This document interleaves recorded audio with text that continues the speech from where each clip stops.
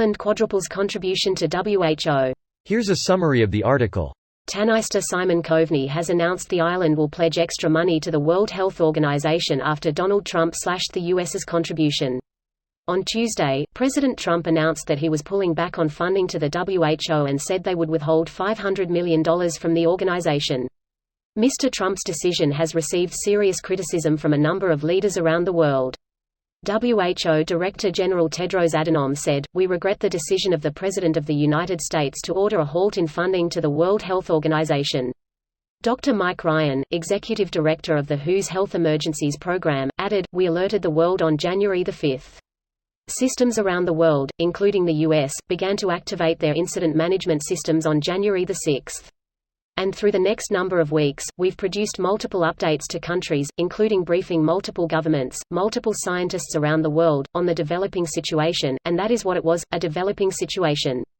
Microsoft founder Bill Gates tweeted, "Halting funding for the World Health Organization during a world health crisis is as dangerous as it sounds. Their work is slowing the spread of COVID-19, and if that work is stopped, no other organization can replace them." This post received a score of 71,000, with an upvote ratio of 80%. Here are the top comments in response to this article. So judging by the international response to Trump cutting the U.S. contributions to WHO for now, people and countries are fine with the current state of the organization. So the criticism against them didn't hold much merit. At best though, countries may be in favor of strengthening the organization and reorganizing it within, rather than essentially shutting it down to seek alternatives. As far as I understand, the complaints against the WHO are based on how they've let China lie about things and they won't acknowledge Taiwan as a country, but people seem have just forgotten about history when they make complaints like that. Global organizations like the UN and WHO have their hands tied and must stay neutral on pretty much all political issues so that they can continue operating. When global organizations like that take a side, they inevitably fail soon after when the side they take loses out, or even when they win but are trying to mend fences afterwards. That was the whole lesson of the League of Nations. A global organization facilitating communication across the whole world is more useful than a bunch of disparate organizations trying to make it work, and the only way that can continue is if they basically let the world powers do whatever they want, including the US, and just try to work with what they can get. I also think some people have a hard time consolidating the idea that you can be critical of an aspect of an organization while overall supporting it.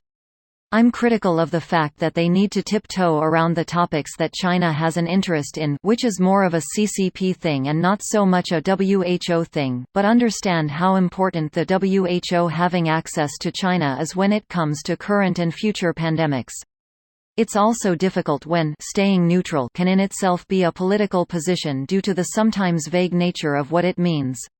Or that an organization may do some good work while at the same time not being an all-powerful organization. I still hear jokes about how the UN is useless because they don't have a standing army that can enforce their will.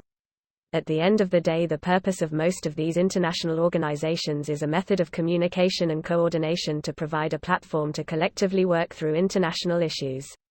Just because a platform exists doesn't mean people will use it in all cases, but having an existing platform for international cooperation, when countries want to cooperate, is a very powerful thing. This video was automatically created by Reddit to speech. The article and comments in this video were selected from Reddit according to their upvotes, and any paraphrasing was performed by smmry.com, without any human intervention.